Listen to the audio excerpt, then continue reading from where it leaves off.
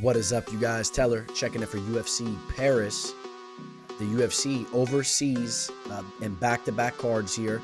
I think that this main event matchup is underrated in my opinion. I've heard some people criticizing this card. I'm very intrigued with this heavyweight matchup here. Gane, at one point in time, I guess still a very much respected fighter in the division. And he's getting tested once again in an avenue that has cost him his last two fights, right? The grappling has cost him his last two losses. And you guys know Spivac is first and foremost a grappler. So I like the aspect of that. Let's see if Gane can get back into the win column. And then besides that, you have a lot of fighters that are looking to make a name in the game. A lot of newcomers here. The betting lines are very interesting for this card, to say the least. We're going to be diving into every line on every fight, and there's some strange ones out there. So we got some options. We'll start off with the first fight. You guys know how we do it. We'll work our way up to the top of the card.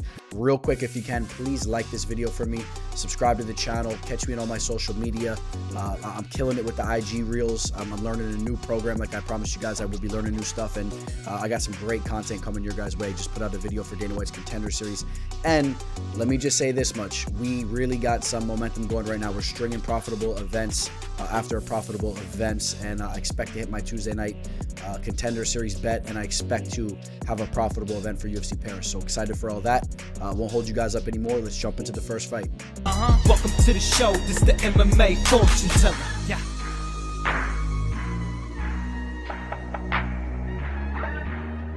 The MMA fortune teller. The teller.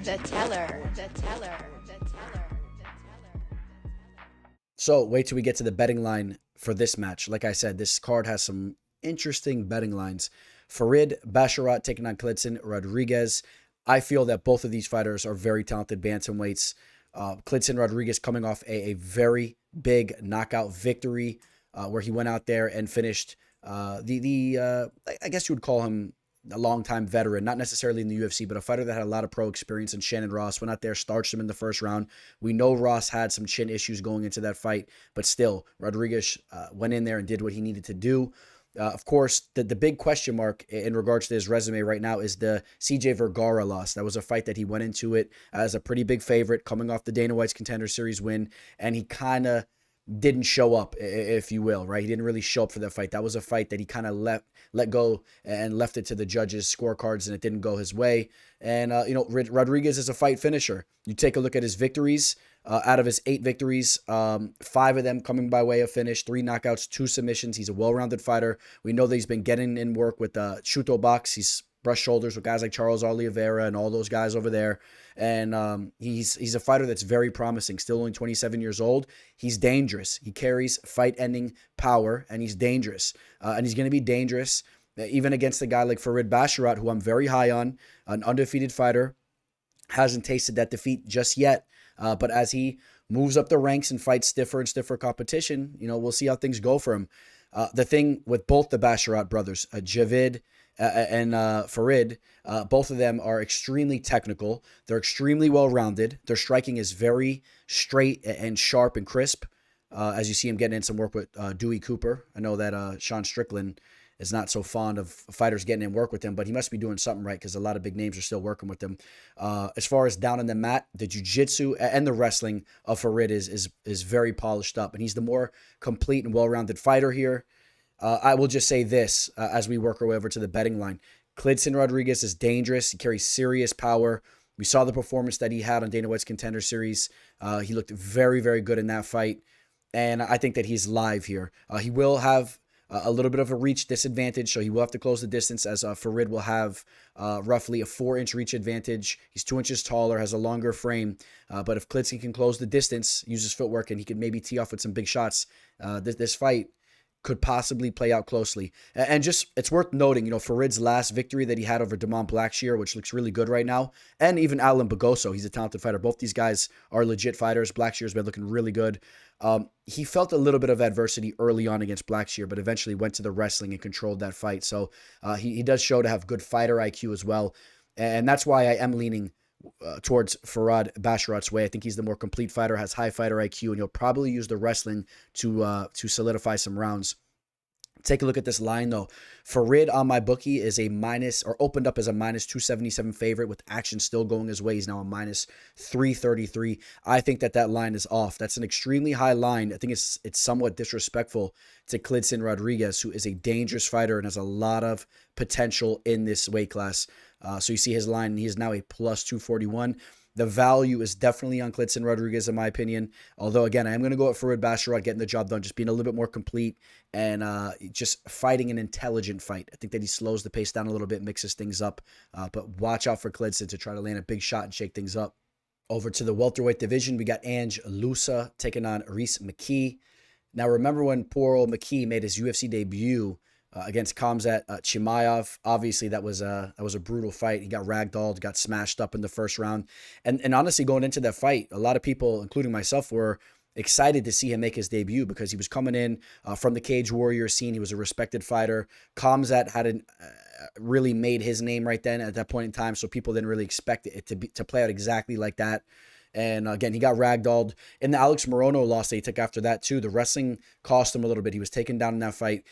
He leaves the UFC. He goes on a 3-fight winning streak, including a last victory over Judo Jimmy Wallhead. If you guys are familiar with Jimmy Wallhead, just a crafty veteran fighting out of the UK, a Cage Warriors, Bellator veteran, all that. Good fighter. Went out there and finished him in the 4th round. So, he has some momentum coming into this return here. He's only 27 years old. He was really pumping the jab and using his range in that last fight. I think that McKee is a decent fighter. I really do. I don't think he's a bad fighter. He has some submission skills as well. In a matchup like this, though, we talked about the kryptonite of Loosa in the UFC so far being his takedown defense and whatnot. Loosa's not going to go out there and really look to do that. Loosa is a striking first fighter. He has plenty of faith in his striking. He's been working with Team Killcliff for some time. Definitely putting in a lot of work with guys like Andre Fiallo, Michael Chandler. If you follow any of those guys on IG, they're always brushing shoulders together. And Ange Loosa is a good striker. When you have a coach like Henry Hooft putting in work with you for that amount of time, you better expect that part of his skill set to sharpen up, and it really has. And in his last fight, I thought that he looked pretty damn good as he went out there and got the victory over AJ Fletcher, a fighter that I do believe is talented. Fletcher bounced back with a big victory in his last fight. The Manor Lazez fight wasn't the best showing of his, and before that, he had that victory against John Howard, an aged John Howard that was over at XMMA. If you guys remember, that was live on YouTube. And lost to Jack Della Maddalena on the Contender Series in a closely contested match. Jack Della Maddalena is the truth, one of the best strikers in the game right now. So that fight really doesn't look that bad right now.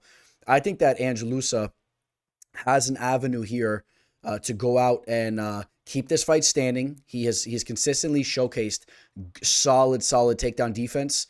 So I don't really think that McKee's going to be able to get the fight down there. And then on the feet, I favor Loosa being just a little bit more sharp with his striking, and I think that he will get the better of McKee. He might be a little bit more physically strong too, a little bit more physically imposing. Let me not forget that he gets in work with guys like Gilbert Burns as well. When you surround yourself with those kind of fighters, it will pay dividends. He's only 29 years old. A lot of room for growth in his game. So I expect this to be the biggest showing for Loosa here. I think that he shows up. He opened up on Bovada at a minus 185. He's now a minus 180. We've seen the line hit 175, also as high as a minus 195. Seems to be settling in right around that minus 180 line, just under a 2-1 favorite.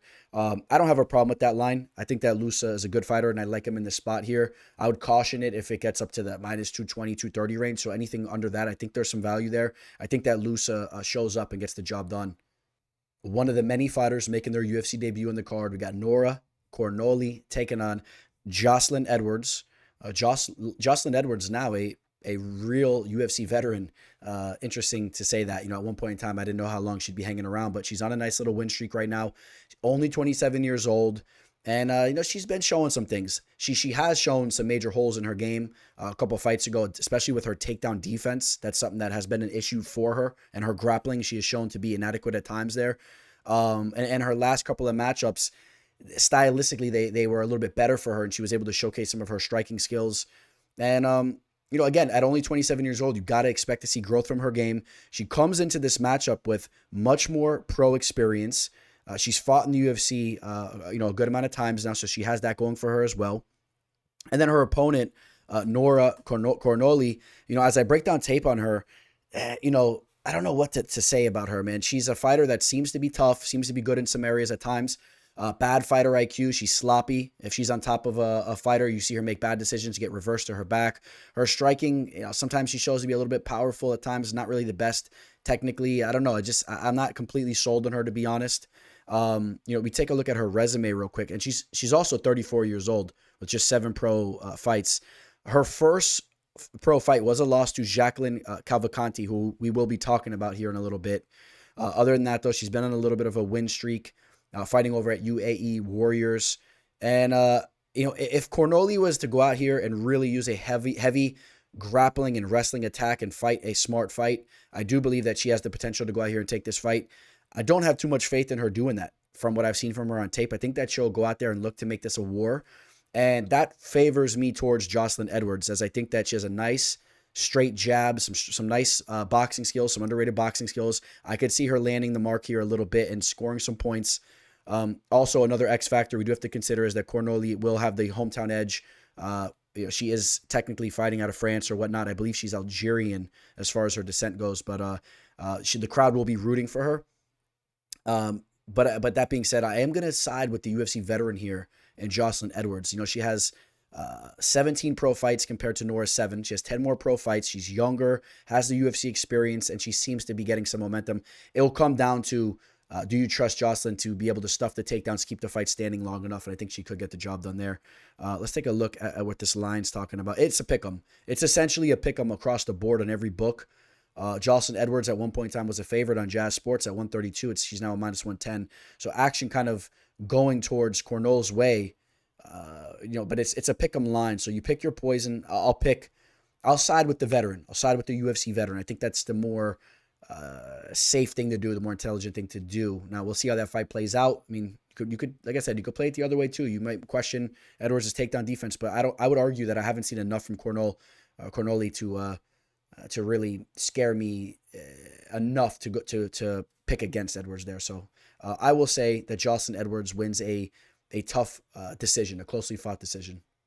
Over to the women's bantamweight division. Again, you want to talk about an interesting line. Wait till we get to this one. Zarah Farid says that she's 36 years old here, but it's definitely worth noting real quick, guys. We'll go over to Tapology. Tapology has her listed at 39 years old. I do believe that she's 39, so do take that into consideration. She's aged, coming off a couple losses, fighting decent talent, though. In comes the UFC newcomer, Jacqueline Cavalcanti, who we just talked about a second ago, right? Gave that last fighter we just talked about her first loss. Cavalcanti, she's fought over in the PFL. I am not that impressed with what I've seen from her. Now, she does have decent striking. She's decently polished at times, but she is very defensively flawed. She eats a lot of shots, and even in her wins, I saw her get bloodied up, dropped. She definitely is vulnerable to some bad spots within her fight. So even in a fight like this, she might go out there and get a W, but she's going to go through some adversity. That seems to be the trend in all of her fights. Zarah Farid, a crafty veteran, not that technically sharp, but she's lengthy, and she's kind of she has her own little style. She pumps the jab out there. I could see her landing the mark and bloodying up Cavalcanti a little bit, but I do believe that Cavalcanti will fire back and land a little bit better, and it will look good for the judges' scorecards as it goes there. I do expect Cavalcanti to outland Farid. And real quick, we'll also just mention Farid's last 3 losses against Megan Anderson, Felicia Spencer, and Joselyne Nunez. The last 2 losses, not the worst look. Felicia Spencer's a tough fighter. Joselyne Nunez is very good. And, this is do or die for Farid. There's no question about it. She has that French flag behind her. Take that for what you will as well. Maybe the crowd gets behind her a little bit. This fight should play out closer than I think a lot of people think it will. And I'll say that because let's go take a look at the betting line where you see that Zarah Farid right now is as high as a plus 300 on some books. She's a plus 296 on Jazz Sports. I think that line's ridiculous. I really do. I'm so confused why the line is like that. So, yes, even though I'm going to be picking Cavalcanti to get the job done here, just keep in mind, you guys, we're analyzing these lines, right? The value is on Dos Santos, or Zarah Farid, Dos Santos, Zarah Farid all day. I think that the value is on her all day. So don't even be surprised if you see me throw a half unit towards her way. I'm not saying I've made that decision yet, but, understand, even though I think Cavalcanti should go out there and get the job done, the line is very much off when I break down tape on Cavalcante. She opened as a 305. She's now at 388. There's no way in a women's mixed martial arts fight where it has potential to play out that closely. No way. And again, I will say that Cavalcante has flashes and moments in her fights where she looks very good, and we have seen growth from her, and she is very young, 26 years old, so she will continuously look better. She probably will outstrike Zara Farin, but that line, don't be touching that. We got the Frenchman Morgan Charriere taking on the Italian Manolo Zecchini. Again, two fighters making their UFC debut. As you guys see, we don't even have a graphic for them here. Morgan Charriere, I believe he is the current Cage Warriors champion as he comes into this fight. A fighter that has had some ups and downs throughout his career. I find his striking to be pretty good, pretty technical with the striking, pretty quick, pretty explosive, defensively sound at times. We also have seen him tagged a little bit, but technically, generally, he will have his hands up high. He has decent technique, but I have seen him eat some shots as well. Kind of reminds me, how would I say this? Like, those Edson Barbosa type of fighters that are very like technically sound, but sometimes they're so technical that they end up getting tagged with shots as they're exchanging because they're just like so robotic and trying to be like right in the right form that sometimes it almost affects them negatively. I don't know if that makes sense. You guys know what I'm saying? When you have a fighter that's a little bit more loose and just a little bit quick and then could kind of just jump in and pop them with the shot. And that's exactly what Manolo has been doing throughout his entire career. 11-3, 6 knockouts. This is a fighter that fights very loosely. Hands can be low at times. He jumps into his shots, throws some heavy power with his hands. Fighting lower level talent, of course, you could imagine. Fighting over on the Italian scene, the Italian mixed martial arts scene. Has some fights over in Venetor, fighting championship and whatnot. And has some knockouts, like I said. I enjoyed watching some tape on him. He's a fun fighter. Definitely needs to clean up some things. There's no question about that. I got to side with Morgan here based on the fact that he's just a little bit more technical, and I'll take his type of style. I think the quickness and the technical abilities will outstrike a guy like Manolo as Manolo gets a little sloppy and headhunts. I've also seen Manolo on his back a couple times throughout his fights, and I need to see more from him before I'm going to side with him and winning a UFC fight against anybody. So a fun fighter, needs to prove more, and I will be taking Morgan Charriere to get the job done. Maybe most likely decision. We'll see if Charriere can maybe string off some big shots and maybe knock him out if Manolo gets sloppy. But I don't know. He seems pretty tough. He has 3 losses, I believe, 1 knockout, 1 sub, 1 decision. You take a look at the betting line. Talked about interesting betting lines. Do I think that Morgan Charriere should be anywhere in the mid -300 range? No, I don't have any faith in him with that type of line, to be honest. I thought maybe he was going to be a -200, -190. So again, I think there's value on Manolo. There's possibility that Manolo shows up here, gets the job done. He has the power. He's a young fighter. You know that there's going to be some growth there. He's super excited for an opportunity like this. And again, Morgan is a fighter that has 9 professional losses already at the age of 27. Nothing wrong with getting that experience in there. Has a victory in his last fight against Thiago Silva, had a knockout there, but lost to Paul Hughes. That's a fight you could pull up on YouTube over in Cage Warriors. There's a lot of losses going on here, and that is a red flag regardless. Okay, you shouldn't be going out there losing that much. Had a heel hook submission over William Gomis back in 2016, showing some diversity in his attack with submissions and whatnot. I will side with him. That line is a little crazy for me. Another very strange line. I think there's value on the Italiano. 2 more fighters that don't even have graphics up. 2 fighters making their UFC debut. Yanis Ghemmouri fighting Caolan Loughran. Caolan fighting out of Ireland. Yanis, I believe, has that French flag behind him. Take a look. Yes, he does. Who knows if he's actually French? You guys know there's a lot of people, a lot of fighters fighting out of France that are not necessarily French. Caolan Loughran representing Ireland, undefeated. One thing I noticed when I break down tape on Loughran, 8 victories, 5 knockouts. He's very patient as he waits to set up that big shot. I watched one of his fights recently on YouTube, had to wait all the way to the end of the second round where there was absolutely no activity. And then finally he cracks the opposition with the big shot, finishes him up there. So there's some power in his hands. I do believe that. But he's also a fighter that's not extremely active.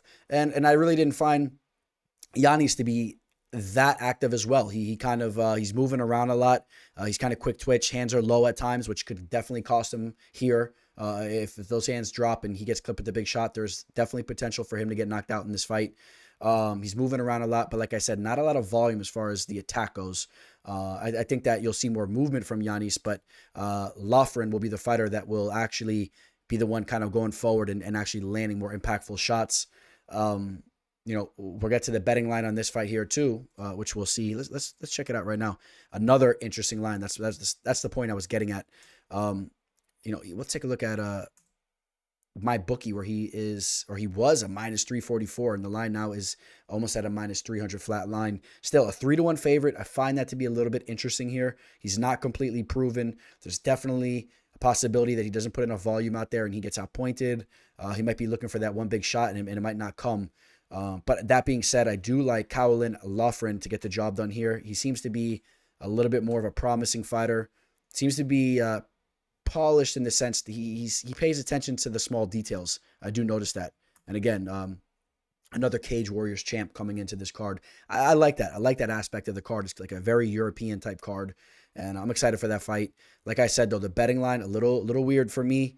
I'll take Loughran to land a big shot in this fight at some point in time. Does he get that knockout, TKO? Possibly. Maybe he just lands some big shots and it ends up being a decision. Yanis, real quick. Yanis, at his one loss, it was very early on, I do believe. And, one of his, it doesn't even tell us how that loss happened here. So, we don't even know if he's ever been knocked out or whatnot. That one loss, not on record. And let's just check real quick on Tapology, see if they'll give us that type of loss. Let's see real quick. And no, they don't give it to us there either. So, it's hard to say that he's shown any vulnerabilities to be finished. We'll see how the fight plays out. I'll take Caolan Loughran to win a decision. A longtime staple of the light heavyweight division, Volkan, no time, Oezdemir, currently ranked the number 9th light heavyweight, taking a UFC newcomer, another guy making his debut. It's a pretty big test for him, right? Bogdan Guskov. I love the fact that the UFC is instantly giving this guy a legitimate fight. He's 30 years old, and he has shown to be an absolute wrecking ball. Out of his 14 victories, 11 via KO. Go to YouTube. Go check out his highlight reel. A lot of exciting knockout victories. This guy carries some serious power. He's very accurate with his striking as well. I think he's a legitimate striker, a legitimate boxing fighter, a kickboxing type of fighter, but his hands are very accurate. Volkan Oezdemir, you guys know the same could be said for him. There's no question about that. But Volkan has had his ups and downs as of recently, coming off a loss to Nikita Krylov. He was able to stifle Paul Craig, and then 2 losses before that, but he's losing to the upper echelon guys, Yuri Prohashka, Magomed Ankalaev. I mean, this is about as good as it gets as far as competition goes in the division. But, also losses to Dominic Reyes and Anthony Smith, was subbed by Anthony Smith. Interesting that we talk about Anthony Smith here for a second. He came through for me last week with an official play, and I believe that Bogdan has that Anthony Smith type of look. It's something about the brows up here or something, the forehead. But, listen, I think that this dude, Bogdan, has potential to be a new face to the division. I think that he could definitely hang with the striking with Volkan Oezdemir. Volkan Oezdemir has been patient at times. I shouldn't say that super convincingly because he's had his moments too where he's brought the fight, but sometimes he's a little bit patient. I think Bogdan could be the aggressor in this fight. I think Bogdan can land the mark and land a big shot here. Volkan Oezdemir, I think he was ground and pounded by Daniel Cormier, right? Was taken down to the mat, but he was knocked out by Yuri Prohashka on the feet in a devastating way. Other than that, not too many knockout losses going on there, man. But Bogdan, this guy's pretty serious. If you want to question this guy, Bogdan Guskov, I will say this. He's been fighting some lower level competition, but he's been steamrolling these guys.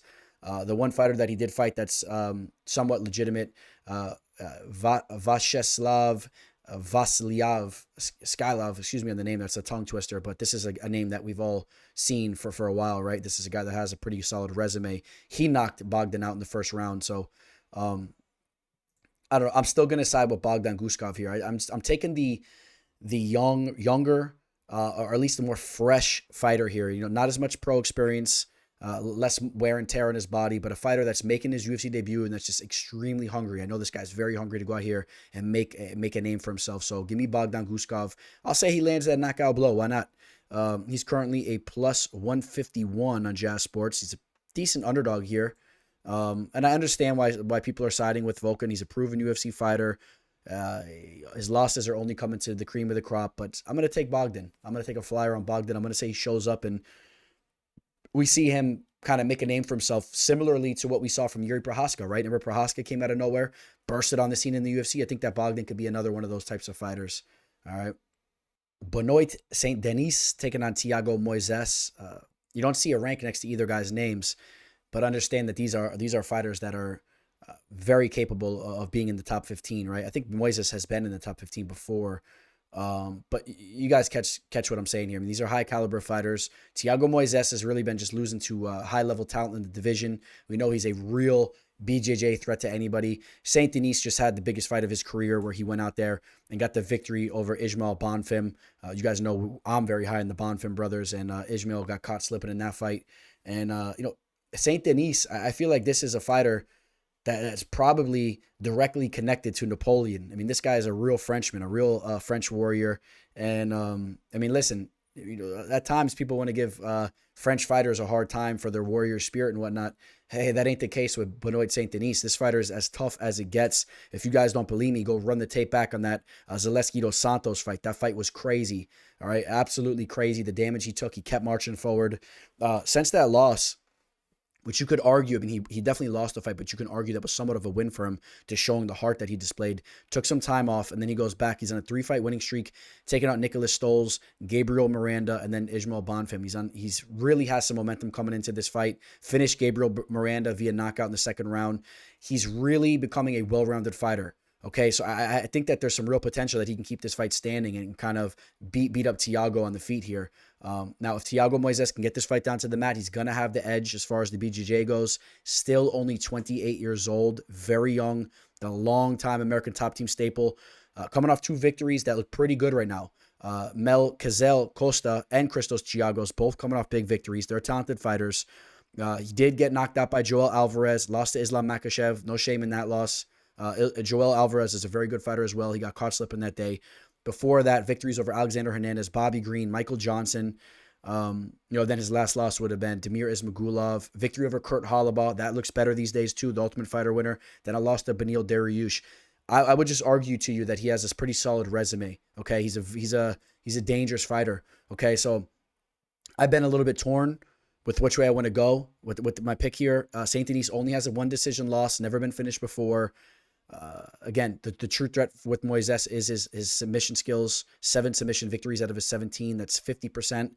Somehow it says 50%. That doesn't add up though, man. I was never that good at math, but I'm not that stupid, right? 7 plus 7 is 14. So I don't know why they're saying 50% of his victories are sub. You guys know what it really is. But all right, I'm going to be going with Benoit Saint-Denis. I think that the momentum that he's bringing into this fight is just too much. I think that he's going to be able to avoid this submission from Thiago Moisés. Now you see this line. Look at Jazz Sports. It was a pick'em line, and now you see it as right around that minus 157 range. Benoit Saint-Denis is getting a lot of steam going his way. I understand it. I would caution you guys, though, as it creeps up to the minus 140, 150, 160, 170 range, as we may see it go that high. I've been hearing straight from American Top Team that Thiago Moisés is really, really coming into this fight ready to go. And again, he's a dangerous fighter. He's constantly working on his striking, working with some of the best striking coaches in the game over at American Top Team. Just don't sleep on him. If he snatches up a back or something like that, it could be a quick night.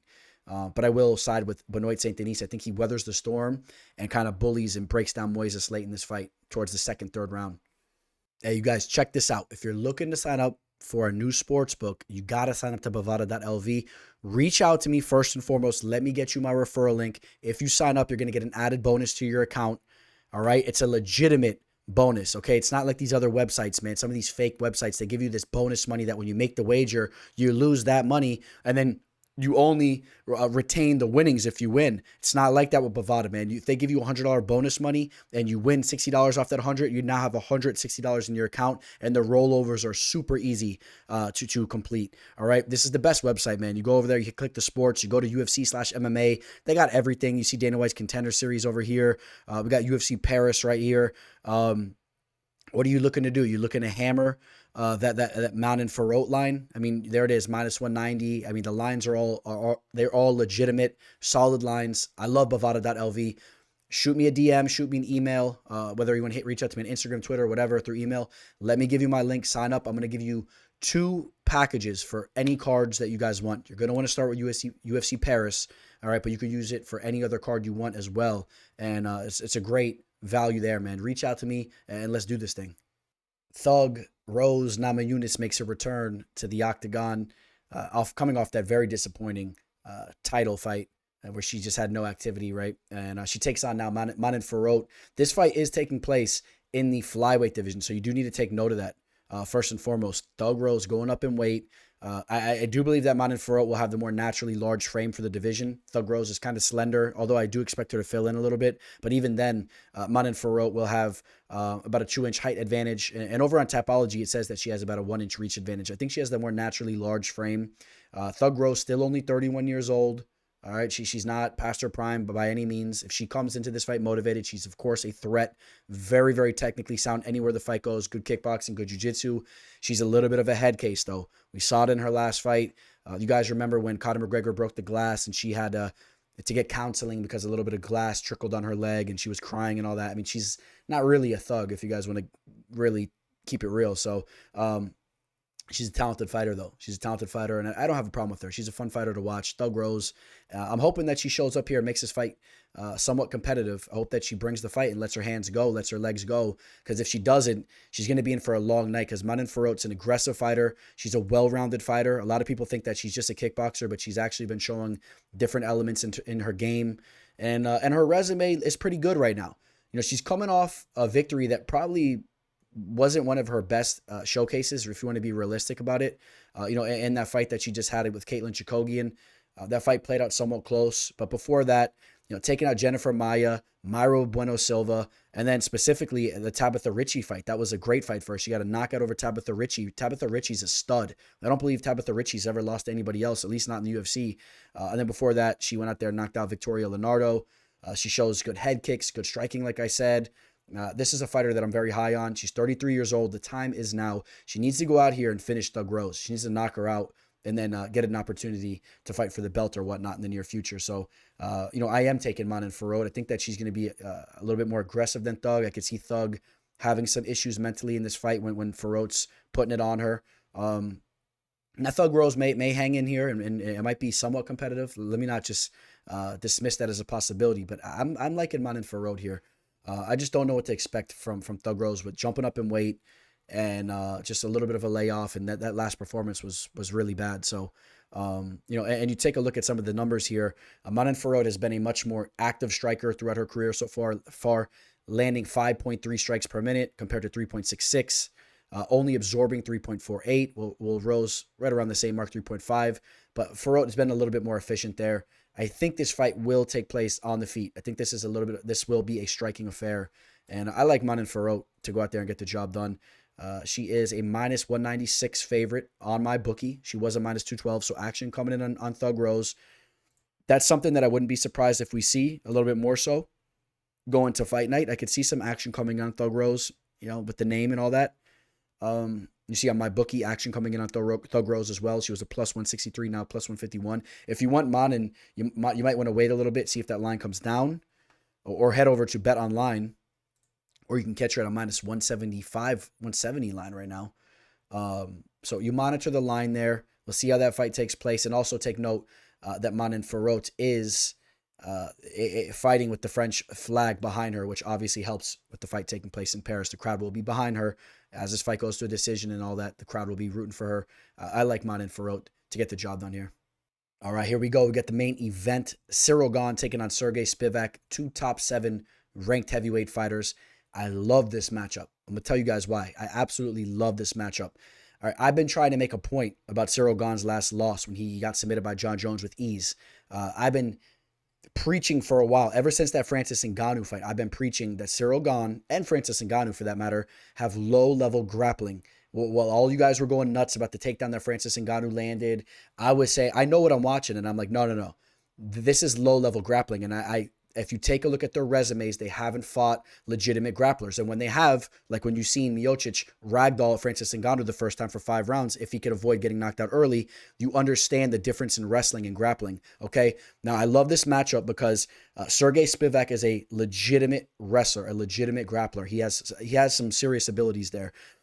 what John Jones just went out there and did to Cyril Gane was phenomenal. It was a great victory for John Jones. But I still am saying, you guys are overhyping it in the sense that Gane has never really faced any legitimate grapplers, and when he does, that's what's going to happen. So I'm saying that's going to happen again. I'm saying that Serghei Spivac's going to get in on those hips. He's going to take Cyril Gane down, and the wrestling is going to be the difference. I know that Serghei Spivac is a fighter that will not hesitate to shoot takedowns, okay? So I know that much. Now, if he gets knocked out right away, it is what it is. Then we don't get to really see my point. And again, that's the same thing with the Francis Ngannou versus Miocic fight the second time around. If they land and get that early knockout, okay, I'm not doubting their striking. But I'm telling you guys, as far as the grappling goes, it's low level. Watching Cyril Gane and Francis Ngannou scramble and grapple up late in that fight, it was so hard for me to watch, especially with all you guys going nuts, raving about the growth of Francis Ngannou's wrestling. It's painful to hear that and listen to you guys when I know what I'm watching. Serghei Spivac's a legit grappler, and you're going to see the difference here. Now, as far as the striking goes, I'm not really that high in Spivac's striking. If he can't get this fight down to the mat, he's going to be in for big trouble. Or like I said, if he's landed on early and he gets finished, he's going to be in for a quick night or a long night, however you want to say that. Serghei Spivac with a 65% takedown accuracy. That's a solid number. 70% takedown defensive rate. He's a legitimate grappler. Cyril Gane, 45% takedown defense, and a 21% takedown accuracy. Let's not even read that. It hurts my brain there. Real quick, just like I was saying, Cyril Gane, look at the fights that he's had since he's been in the UFC. For those of you guys that don't understand what I'm talking about. All right. Rafael Pessoa. All right. This is a guy that has no wrestling abilities. Dontel Mays, absolutely no grappling ability. Tanner Boser, no legitimate grappling ability, if you want to really be real about it. He's an in and out type of pitter patter striker. I think it was his UFC debut. He was green at the time. Junior Dos Santos, a boxer. Rosenstruck, a striker. Alexander Volkov, a striker. Derek Lewis, a knockout striker. Francis Ngannou, a knockout artist striker. Tai Tuivasa, a knockout artist striker. And then he fights a grappler and he gets ragdolled in seconds. And he was taken down by Francis Ngannou, right? First time Francis ever looked like that with his grappling. All right, guys. Cyril Gane has good footwork. He can try to avoid those takedowns and whatnot, but remember who he was doing that against in all those fights, okay? Serghei Spivac is going to be in on those hips. He's going to be looking to close that distance. And he may run into a shot as he tries to close the distance, but if he gets in on those hips, he's taking them down, and I think it could be a quick night for Cyril Gane. All right, I'm picking Serghei Spivac to get the job done here. I think the grappling will be too much. Serghei Spivac right now, a plus 136 action coming in on him. He was a plus 167 at one point in time. Cyril Gane will have the crowd behind him, representing France. A phenomenal athlete, a phenomenal striker. But is lacking in a major way with his wrestling and grappling, okay? So, time will tell. Let's see if I was wrong or right about that. But I do want to see them lock horns, and I want to see if Cyril Gane can stuff the takedown as they lock up.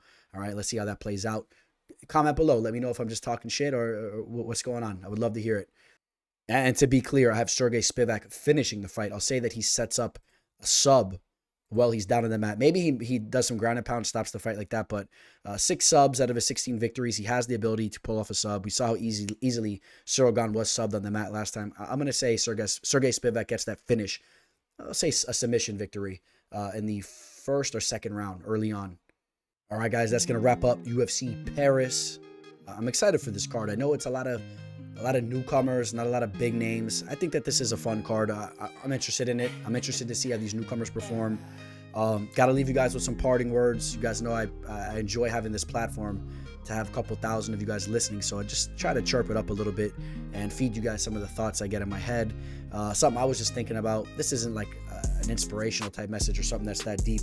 I was listening to these guys, the ICP, Insane Clown Posse, on like some interview just randomly put on my playlist on YouTube as I was watching other videos from Vlad TV or something like that.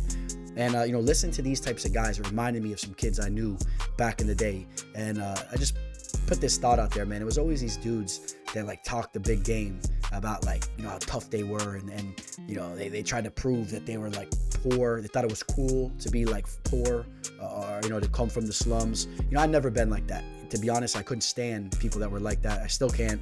It's cool to have parents that figured life out and are able to set you up in a decent manner, okay? I'm not talking about being rich or whatnot, but just anything that your parents could do or anything you could do for your kids, that's what's cool. You know what I mean? If you were able to be the Prince of England, I think that's pretty cool that your parents, set you up like that, okay? It's nothing cool about the misfortunes of your ancestors and them not making are not just thriving and making it work to set you up better than the next kid, man, okay? And it goes deeper than that, of course. There's all types of things going on, but I'm just saying, don't ever think it's cool to pretend that you're, or to be from the slums and to have a lot of misfortune, okay? There's nothing wrong with you for being in those situations, but you should strive to get yourself out of that and to get a better future for your kids and for your family and for your people around you. You know what I'm saying? That's what it's about, man. It's about enjoying life. And I'm not saying you got to be rich and be a millionaire, but you want to be able to eat good and enjoy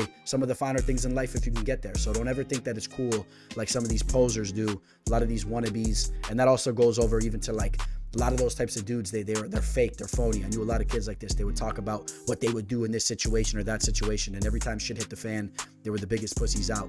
All right, and you guys know what I'm talking about, man. I could go. I don't even want to go on and on about like situations, but I got a lot of good stories, a lot of fun stories I can go into. But if you're a real one, you guys know what I'm talking about. And a lot of those dudes out there that are always chirping, and I was thinking of this when I heard ICP talking about this beef with Eminem and what they were gonna do, and then the guy's like, oh, so what happened when you seen each other and this and that? And of course, what do you think it was when they seen each other? Man, these guys, that they probably don't even know how to throw a punch, like realistically, right? These types of dudes. So I don't know, some of those guys just rub me the wrong way. I was thinking of this kid I used to know from the neighborhood who still, has a big mouth. He's always out and about and out and around, and I don't know, but I'll leave you guys with that. I know it's a little random, but something just to say on the mic. And hopefully you guys all have a profitable UFC Paris, and be smart with your bets. Don't ever chase your money. You guys enjoy, and you guys all take care. On that note, signing out, Teller. Welcome to the show. This is the MMA fortune teller. Yeah.